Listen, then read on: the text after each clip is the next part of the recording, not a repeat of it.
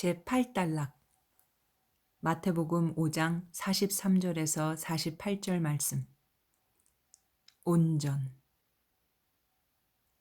또 내 이웃을 사랑하고 내 원수를 미워하라 하였다는 것을 너희가 들었으나 나는 너희에게 이르노니 너희 원수를 사랑하며 너희를 핍박하는 자를 위하여 기도하라.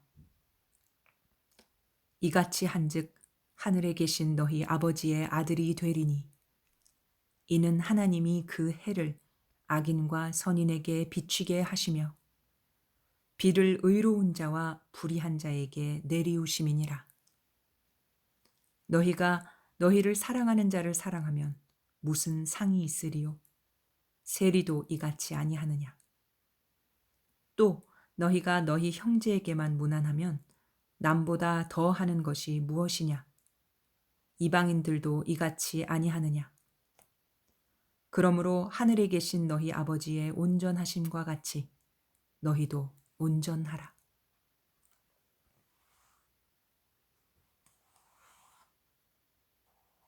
제43절.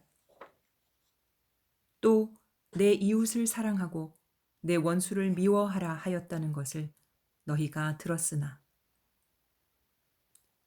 예수님께서는 율법 중에 하나를 마지막으로 일으켜 세워 지적하십니다. 살인하지 말라부터 시작하여 간음하지 말라로 진행하시며 끌어오신 말씀이 본절에서는 내 이웃을 사랑하고 내 원수를 미워하라는 율법의 마지막 말씀으로 지적이 되는 것입니다. 마지막으로 지적되는 말씀을 통하여 서로 사랑의 온전하심으로 이끄시는 것입니다. 21절에서는 생명의 귀중성을 언급하시고 27절에서 생명이기에 가져야 하는 청결의 귀중성을 말씀하시며 29절과 30절에서는 그러기 위해 죄를 뽑아 내버리라는 말씀을 하셨으며 33절부터 37절을 통하여 근본적인 하나님의 존재와 사람의 존재와의 관계를 조명하셨고 38절을 통해서는 율법의 핵심을 종합적으로 지적하여 온전케 하는 의미를 보이셨으며 39절부터 42절을 통해서는 온전하게 되어지는 속사람의 변화와 겉사람의 변화를 통하여 천국이 이 땅에서 완성되어 영원한 천국을 향하여 가는 모습에 대하여 정리해 주셨습니다. 그리고 연이어 본절의 말씀을 통해서는 영원한 천국을 이 땅에서 이루어감에 있어 서로 사랑의 나타남으로 모든 것이 원만한 관계 속에 완성되어 갈 수 있다는 것을 보여주시고자 하는 것입니다.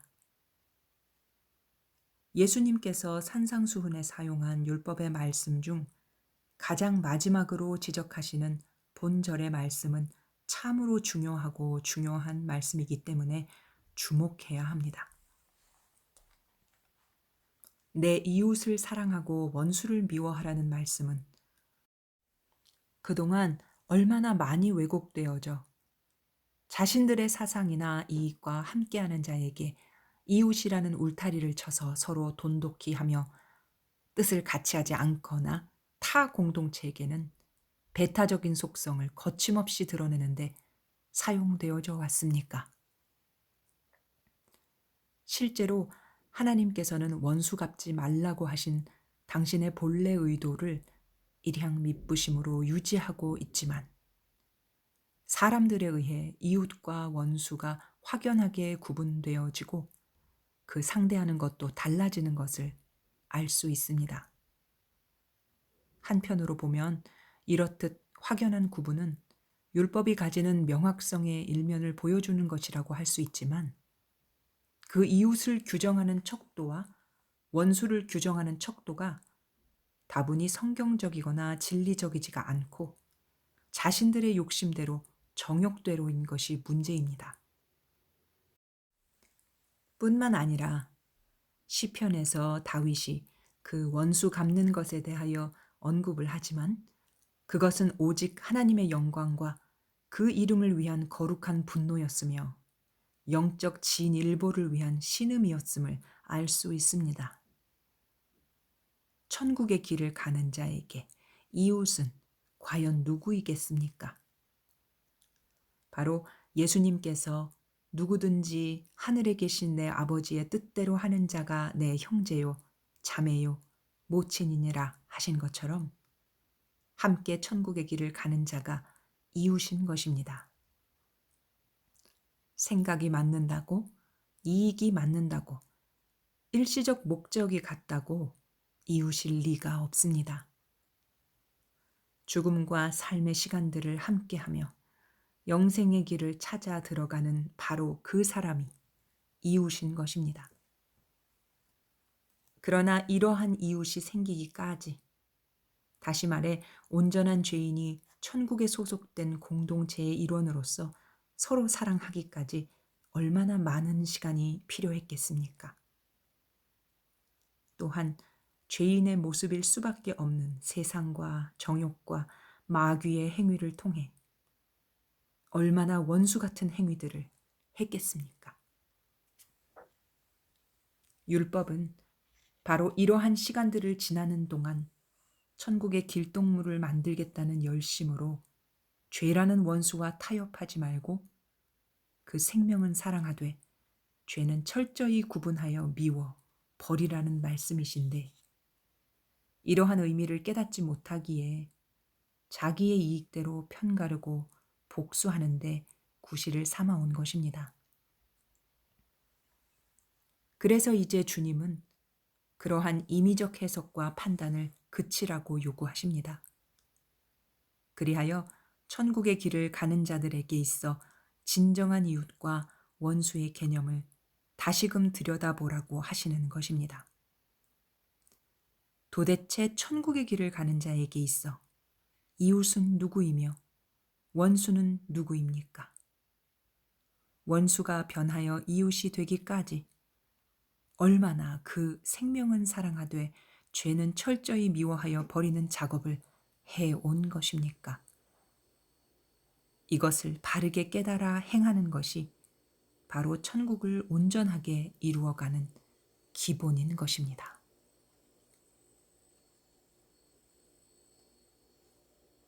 제44절. 나는 너희에게 이르노니 너희 원수를 사랑하며 너희를 핍박하는 자를 위하여 기도하라.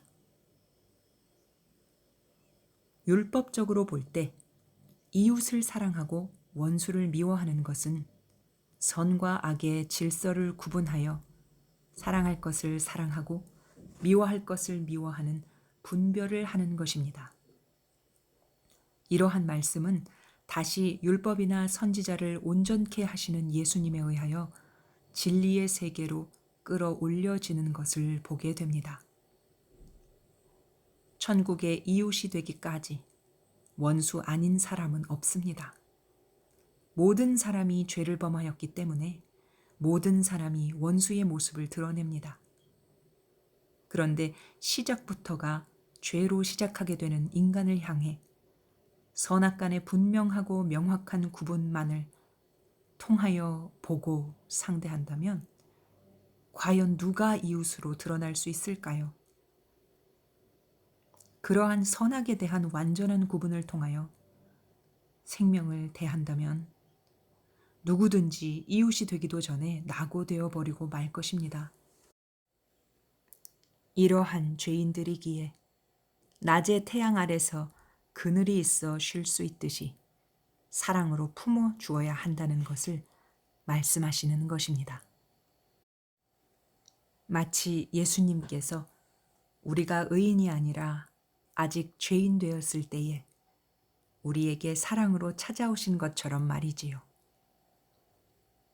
천국의 길을 가는 사람은 상대가 죄악으로 가득 찬 모습을 한 원수일지라도 온전히 사랑하며 감싸 안을 때에 하늘나라에서 행하여지는 사랑의 행위를 배우게 되는 것입니다. 선악을 분별하여 그 죄악된 것을 미워하는 것은 바로 내면의 원칙일 뿐입니다.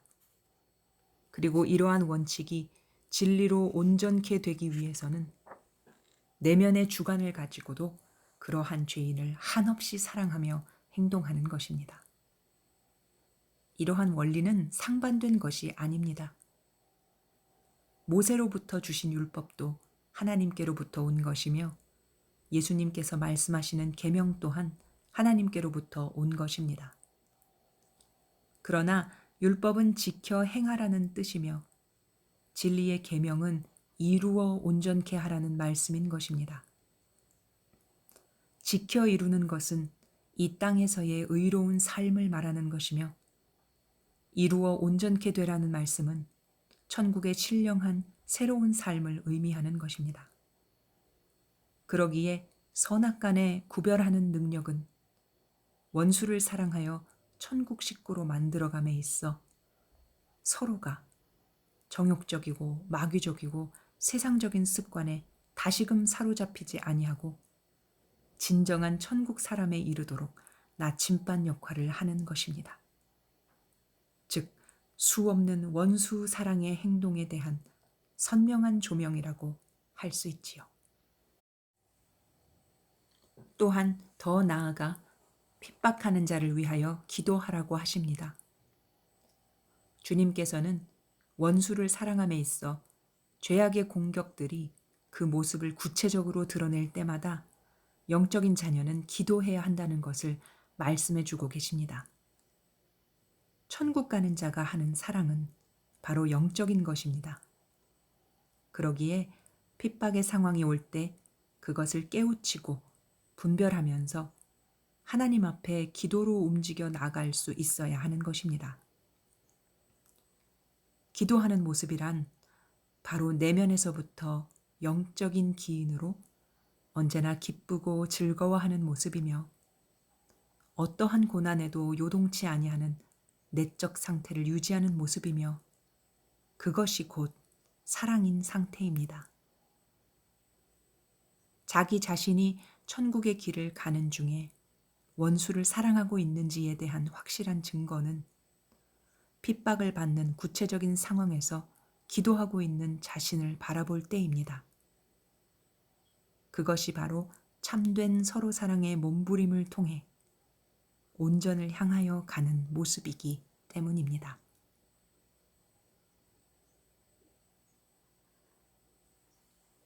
제45절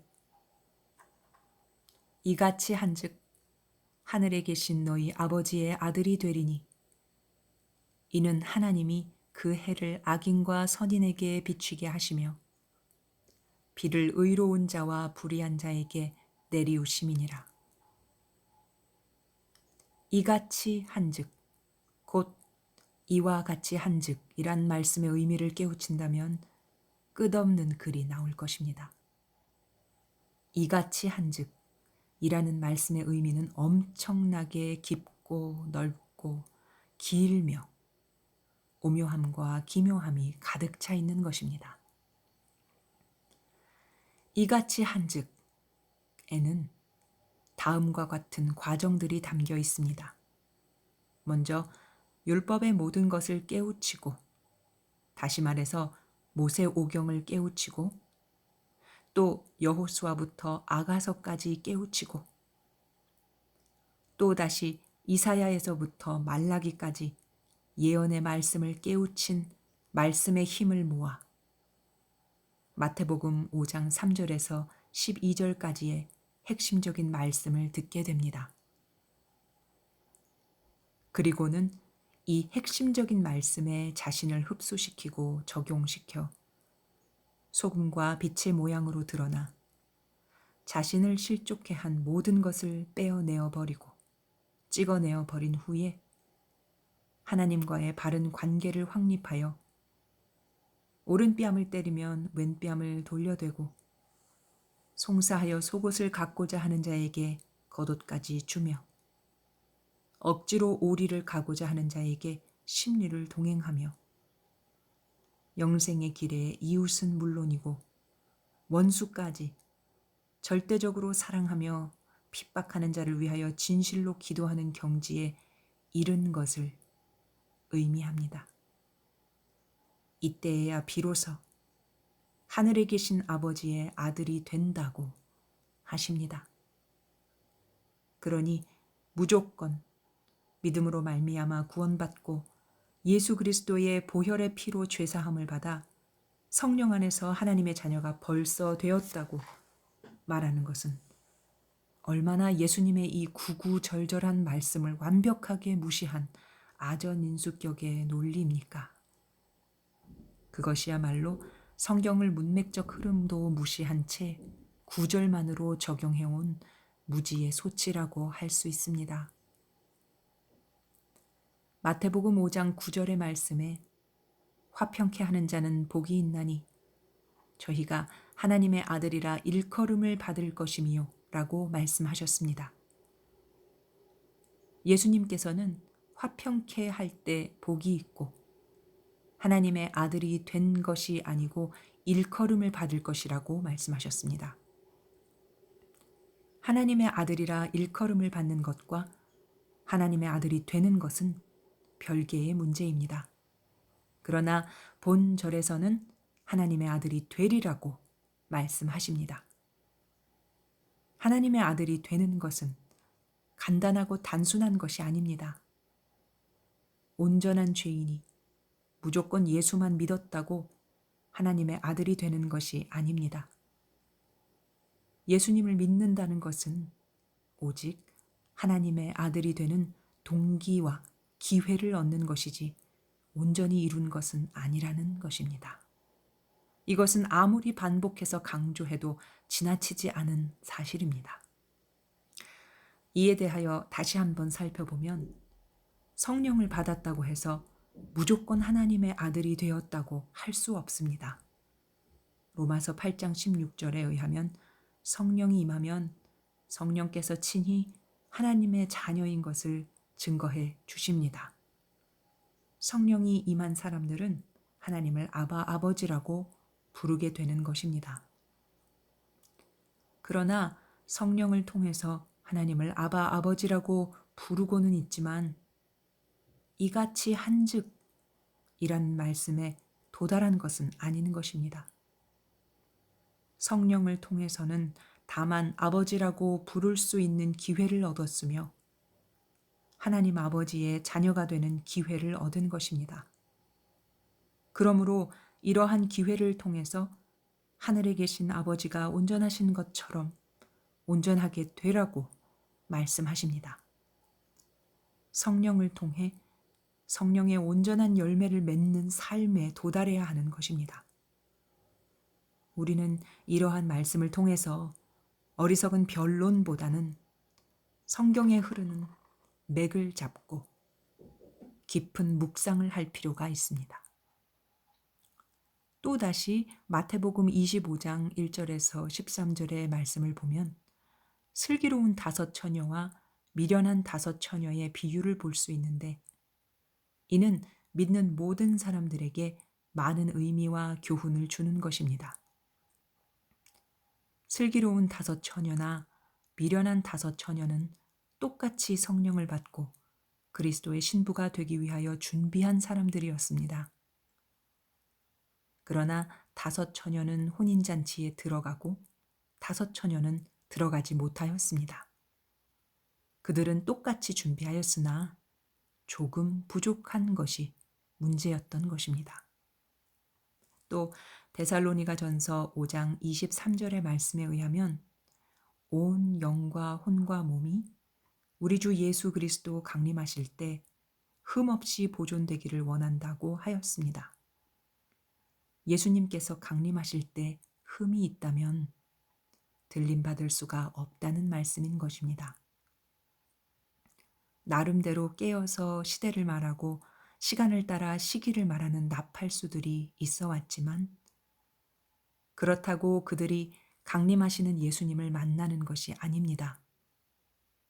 나팔수들은 시기와 시간이 가까움을 알려주지만 오직 준비하는 자만이 예수님을 만나는 것입니다. 이상과 같이 이와 같이 한즉이라는 말씀을 듣는 사람만이 준비할 수 있는 자가 되며 준비한 자만이 하늘에 계신 너희 아버지의 아들이 되는 것입니다. 예수님께서는 이 땅에 오셔서 여우도 굴이 있고 새도 거처할 곳이 있는데 인자는 머리 둘 곳이 없다고 하시면서 하늘에 계신 하나님 아버지의 아들의 모습을 나타내셨습니다. 예수님께서는 나만 믿으면 구원받고 모든 것이 된다는 극단적인 표현을 하지 않으셨습니다. 오직 예수님께서는 원수를 사랑하시고 핍박하는 자를 위하여 기도하시면서 모든 것에 대하여 몸소 본을 보이시며 하나님의 아들이라는 것을 나타내셨던 것입니다.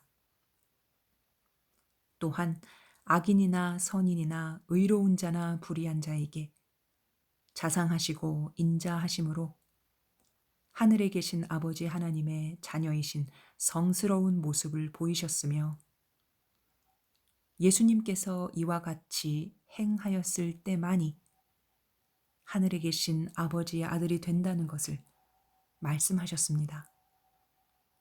이것이야말로 하나님의 성품입니다. 하나님의 아들은 바로 하나님의 성품 그 자체를 나타내야만 하는 것입니다. 하나님은 모든 생명들을 향하여 일정한 빛처럼 사랑하십니다. 하나님은 해가 있는 동안 선인과 악인에게 고르게 그 빛을 비춰주시고 의인에게든 불의한 자에게든 고르게 그 비를 내려주십니다. 그 한결같은 사랑의 모습이 바로 하나님의 모습이며 하나님의 아들의 모습인 것입니다. 이 일정하고도 미쁘신 사랑 때문에 모든 생명에게는 언제고 돌이킬 기회가 있고 회개할 기회가 있는 것입니다. 그렇기에 하나님의 아들이 된 자는 원수들을 향하여서도 이 미쁘신 사랑을 할 수 있고 해야 하는 것입니다. 예수님께서는 이 말씀을 하시고 말씀을 따라 행함으로 본을 보여주셨기 때문에 그것으로 말미암아 하늘에 계신 하나님 아버지의 온전한 아들이 되셨습니다. 우리는 우리의 모델이 되신 예수 그리스도의 이루심을 진실로 본받아야 할 것입니다. 제46절 너희가 너희를 사랑하는 자를 사랑하면 무슨 상이 있으리요? 세리도 이같이 아니하느냐? 45절은 성경 전장의 흐름의 요약인 동시에 마태복음 5장 12절의 말씀에 짝으로 연결되는 것이므로 앞에서 언급하신 말씀들을 연결시켜 묵상할 필요가 있습니다. 45절에서 강력하게 말씀하시고 지적하시는 것은 하늘에 계신 하나님 아버지의 아들이 되어 아들로서 선인과 악인에게 또는 의로운 자나 불의한 자에게 나타내는 사랑의 행위를 함으로 그 평가를 인정받으라는 말씀이셨습니다.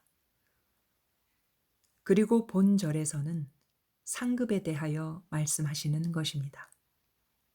이 상은 땅에서 받는 상과 전혀 다른 것이며 하나님의 온전한 자녀가 되어 하나님의 아들의 삶을 행위로 보임으로 인해 하나님 아버지께로부터 상을 받는다는 말씀입니다. 만군의 여호와가 이르노라 너희의 온전한 11조를 창고에 들여 나의 집에 양식이 있게 하고 그것으로 나를 시험하여 내가 하늘 문을 열고 너희에게 복을 쌓을 곳이 없도록 붙지 아니하나 보라. 말라기 3장 10절 말씀. 이 말씀을 가지고 많은 사람들이 엄청난 오류에 빠져 있는 것을 보게 됩니다. 하나님께서 요구하시는 참된 온전함은 잃어버리고 수입에서 10분의 1을 드리면 온전한 것으로 착각하고 있는 것입니다. 보라, 내가 너희의 종자를 견책할 것이요. 똥, 곧 너희 절기의 희생의 똥을 너희 열국에 바를 것이라. 너희가 그것과 함께 제하여 버림을 당하리라. 하나님이 원하시는 온전한 모습이 되지 않고 드리는 10분의 1은 하나님께서 받지 않으시는 것은 당연하거니와 하나님께 대한 모독을 한 것이기 때문에 이렇게 하신다는 말씀입니다.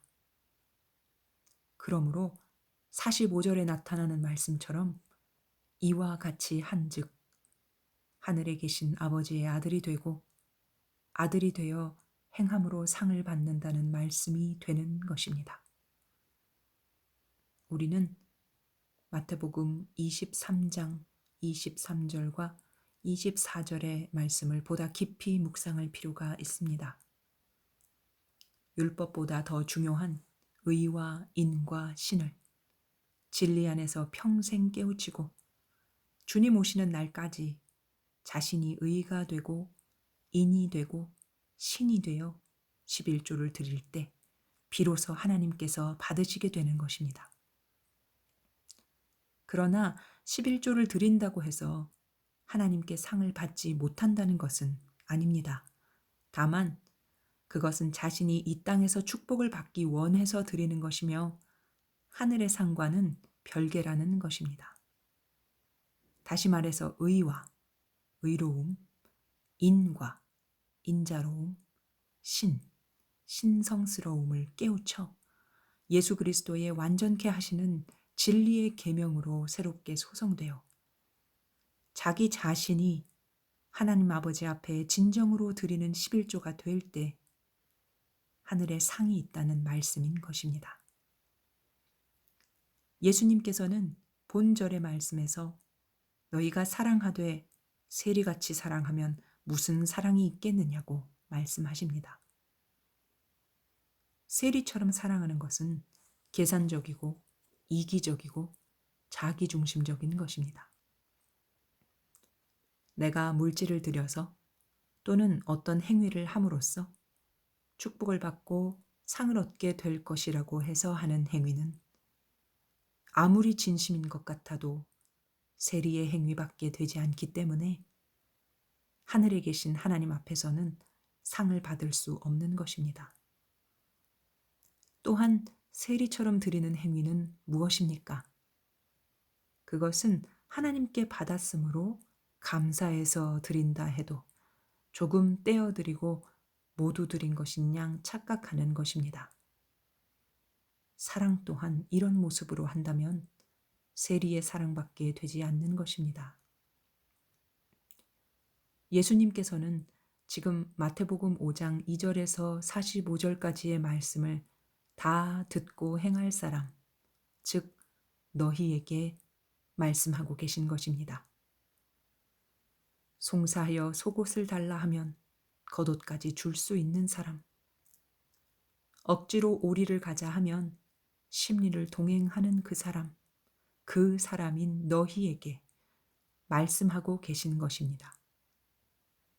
사랑할 수 없는 사람을 사랑하고 또는 계산적으로 맞지 않는 예물을 드리십시오. 온전한 드림이 되었을 때 그 사람은 이미 예수 그리스도의 진리의 계명의 말씀 안에서 온전하게 되어가고 있는 자신을 발견하게 되는 것입니다. 이익이 없고 사랑하기에 힘든 사람을 그리스도 사랑 안에서 사랑할 때 당신은 이미 천국인으로 하늘에서 받을 상을 준비하고 있는 사람인 것입니다.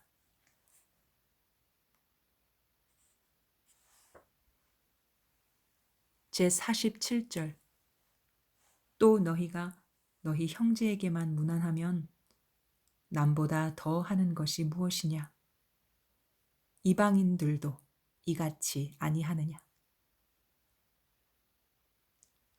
예수님께서는 본절의 말씀에서 형제의 문안에 대해서 먼저 말씀하십니다. 영생의 길을 가는 도중에 만나는 길동무끼리 서로 사랑을 하고 그리하여 문안하는 관계에 들어선다면 그것은 더할 나위 없는 공동체의 기쁨인 것입니다. 고린도전서 16장 20절의 말씀에 따르면 형제끼리 거룩한 입맞춤으로 서로 문안할 것을 요청하고 있으며 서신서의 여러 곳에서도 각 교회와 지체들 간의 문안 인사가 나타나는 것을 알 수 있습니다. 이렇듯이 문안은 서로 사랑의 과제를 풀어나가는 공동체의 지체 사이에 그 길 속에서 누리는 나눔의 기쁨이자 겸손의 표현인 것입니다. 서로가 서로를 향하여 먼저 문안할 마음을 연다는 것은 바로 서로 사랑의 관계의 발로가 아니고는 할 수 없는 것이며, 사랑함이 없이 문안하는 것은 고르반적이요 형식적인 것에 불과하기 때문에 참다운 문안이라고 할 수도 없는 것입니다. 그러기에 주님께서는 서기관과 바리새인들이 문안받기를 좋아하는 모습에 대하여 모세의 자리에 앉아 말하기는 좋아하나 행함은 본받을 것이 없는 자라고 지적하셨던 것을 알 수 있습니다. 문안하는 자는 참다운 그리스도의 마음을 가진 자이며 이는 겸손함의 표현인 것입니다. 마태복음 23장에서도 보이듯이 이는 세상적으로 볼 때도 존경을 받을 만한 자리에 있는 사람이 먼저 문안을 받는 것이 보편적인 모습이라고 할 수 있습니다. 그러나 그리스도의 마음을 가진 자, 바로 너라면 먼저 형제들을 향하여 문안할 수 있는 겸손을 보여야만 하는 것입니다. 앞 절에서도 언급한 바 있듯이 예수님께서는 제자들을 향하여 너희는 소금과 빛이라고 하셨습니다. 빛은 사랑이요, 소금은 겸손인 것입니다. 그것은 또한 형제에게 서로 사랑을 하는 자라면 서로 문안함으로 그 겸손을 날마다 새롭게 해야만 한다는 것입니다. 볼 때마다 새롭고 날마다 새롭게 사랑하는 모습, 그리하여 생명에서 올라오는 사랑의 맛이 결코 빛바래지지 않는 신선한 문안과도 같이 날마다 겸손하게 되새겨져야 하는 것입니다. 그러면서도 주님께서는 연이어 이 문안함이 소위 말하는 공동체의 형제들에게 국한된 것이라면 그것은 이방인의 것과 전혀 다를 것이 없다고 말씀하고 계십니다. 공동체 내에 영생의 길을 가는 자들끼리의 서로 사랑은 서로의 죄악을 씻어내며 이루어낸 보석과도 같은 것입니다. 그러기에 주님이 우리 안에서 거하시고 우리가 주님 안에 거하는 것과 같은 느낌으로 서로가 서로에게 속하는 것입니다. 그러나 여기에서 더 나아가야 합니다. 주님께서 보좌의 하나님으로부터 분리되어 이 땅의 죄인들을 향하여 겸손한 모습으로 섬기러 오신 것을 우리는 압니다.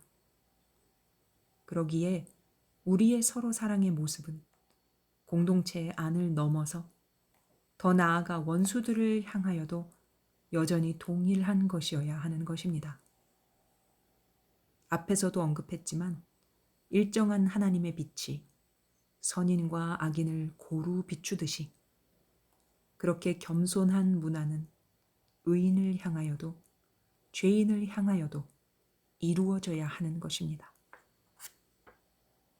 그리하여 주님은 이방인들이 하는 것처럼 본인들의 계산에 맞고 마음에 맞는 자들을 향하여만 문안하는 것이 아니라 원수된 자들을 향하여도 겸손한 사랑의 빛으로 문안하여 하나님의 미쁘신 성품을 나타내라고 하시는 것입니다.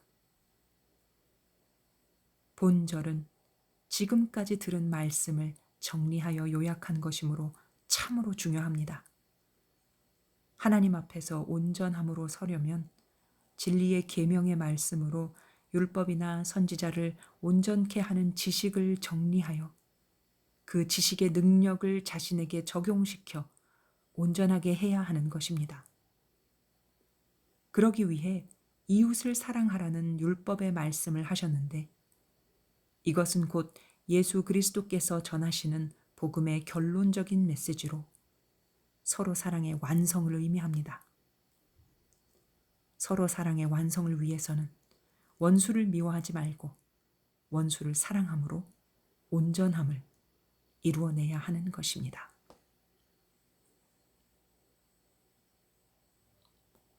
제48절 그러므로 하늘에 계신 너희 아버지의 온전하심과 같이 너희도 온전하라. 우리는 그러므로란 말씀에 주목을 해야 합니다. 그러므로는 마태복음 5장의 모든 구절에 표현된 말씀의 의미를 알고 행함으로 도출되는 궁극적인 목적이자 결과인 것입니다. 요약해 보자면 마태복음 5장의 말씀의 흐름을 따라 연결하여 순서대로 깨달아 행할 때 하늘에 계신 하나님 아버지의 아들이 되며 하늘에 계신 아버지의 온전하심처럼 온전하게 되므로 하나님의 장막과 사람들의 장막이 마주보며 살 수 있다는 것입니다. 하늘에서 영원한 상을 받게 된다는 것이지요. 그러므로에 이어 본절에서 최종적으로 말씀하시는 것은 온전하라는 것입니다. 온전하게 되는 기준은 하나님을 가리킵니다. 땅에서 상징적으로 믿는 하나님이 아니라 하늘에 계신 하나님 아버지를 가리키는 것입니다. 다시 말해서 하늘나라의 온전한 소망을 두고 예수 그리스도의 온전케 하시는 진리의 계명의 말씀으로 온전하게 되라는 말씀입니다. 대다수의 사람들은 어떻게 죄인이 온전하게 될 수 있냐고 회의적인 태도를 보일 것입니다. 그러나 이러한 말은 참으로 어리석은 것입니다. 이것은 말씀하신 온전을 자신의 생각대로 임의로 상상하여 그리기 때문인 것입니다. 그러나 예수님께서는 하늘에 계신 하나님 아버지가 온전하신 것처럼 온전하라고 분명하게 말씀하십니다. 예수님께서 온전하라 말씀하시는 것은 온전할 수 있기 때문이지 온전할 수 없다면 온전하라고 말씀하시지 않으셨을 겁니다. 예수님의 말씀은 진리이기 때문에 확실하고 분명하여 꼭 이루어질 수 있는 것을 말씀하십니다. 우리는 본절을 자세히 살펴서 묵상해야 할 것입니다. 본절에서는 이방인이나 세리나 죄인들에게 온전하라고 말씀하시지 않으시고 너희에게 온전하라고 말씀하셨습니다. 저희는 온전케 될 수 없으나 너희는 온전케 될 수 있다는 말씀인 것입니다. 그동안 마태복음 5장 전체를 통하여 흐르는 말씀 속에서 저희, 너희, 저들, 너를, 너는 등의 말씀을 우리는 주목하여 왔습니다. 이를 통해 무리와 무리 사이가 다르며 제자와 제자 사이가 다르다는 것을 인식하였습니다. 그러므로 예수님께서 말씀하시는 것은 무리에게 전하시는 비유의 말씀이 있는가 하면 무리에게 풀어서 말씀하시는 것도 있으며 제자들에게도 풀어서 말씀하실 때가 있는가 하면 비밀스럽게 감추시고 말씀하실 때도 있는 것입니다. 본 48절에서 예수 그리스도께서 말씀하시는 것은 바로 너희에게 하시는 말씀입니다. 여기서 너희란 하나님의 택하심으로 예수 그리스도의 은혜 안에서 구별되어 성령의 충만함을 입고 진리의 온전하신 말씀을 받아 세상의 모든 것을 버리고 자신까지 부인하고 예수 그리스도의 온전하신 길을 따라가며 그 삶을 본받아 살아가는 사람을 가리키는 것입니다. 천국은 죄인이 가는 곳이 아닙니다. 흠이 있어도 점이나 주름 잡힘이 있어도 갈 수 없는 곳이므로 하늘에 계신 하나님 아버지의 온전하심처럼 온전할 때 비로소 갈 수 있는 곳입니다. 예수 그리스도께서 율법이나 선지자를 완전케 하시는 것은 지식이나 은혜의 체계를 온전케만 하시는 것이 아니라 창세 이후로 범죄하여 금수와 버러지 형상으로 전락한 자들을 예수 그리스도의 진리의 계명의 말씀으로 온전케 하여 하늘에 계신 하나님 아버지의 온전하심처럼 온전케 하는 것을 의미합니다. 그러면 구체적으로 무엇을 온전케 해야 한단 말입니까? 이 온전함의 의미는 또한 이사야 57장 말씀에 잘 나타나 있는데 15절과 16절을 보면 다음과 같습니다. 지존무상하며 영원히 거하며 거룩하다 이름하는 이가 이같이 말씀하시되 내가 높고 거룩한 곳에 거하며 또한 통회하고 마음이 겸손한 자와 함께 거하나니 이는 겸손한 자의 영을 소성케 하며 통회하는 자의 마음을 소성케 하려 함이라. 내가 영원히는 다투지 아니하며 내가 장구히는 노하지 아니할 것은 나의 지은 그 영과 혼이 내 앞에서 곤비할까 함이니라. 여기서 예수님께서는 영을 소성케 하며 마음을 소성케 하여 육의 신령체를 온전케 하신다는 말씀을 하고 계신 것입니다. 마태복음 5장 1절부터 48절까지 한 절씩 차근차근 맥을 짚어 흐름으로 깨우쳐 진리의 지식을 정리한 후에 통회하는 마음과 겸손함으로 묵상할 때 비로소 그리스도의 온전케 하시는 진리의 계명의 말씀은 능력으로 변하게 됩니다.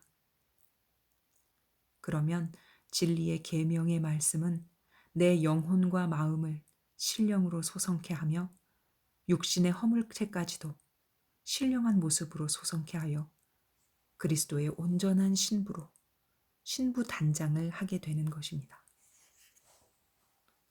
그리스도께서 십자가에 못 박히사 고난을 받으시고 그 은혜를 주심으로 말미암아 만민의 구원의 표상이 되셨는데 어찌 온전케 되라는 말씀으로 인생에게 올무를 걸어놓겠습니까?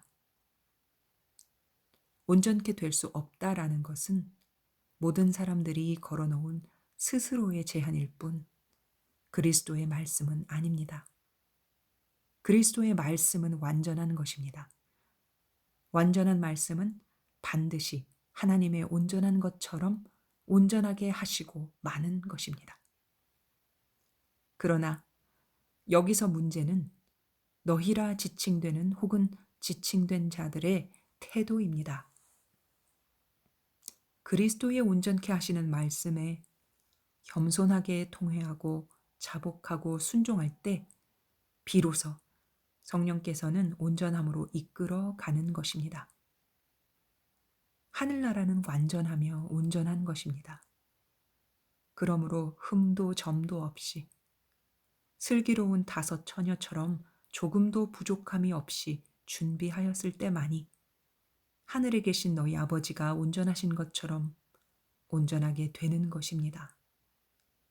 이때에는 그리스도께서 구세주로 오시는 것이 아니라 신랑으로 오시는 것이며 온전히 준비한 자는 거룩한 신부로 들림을 받게 되는 것입니다.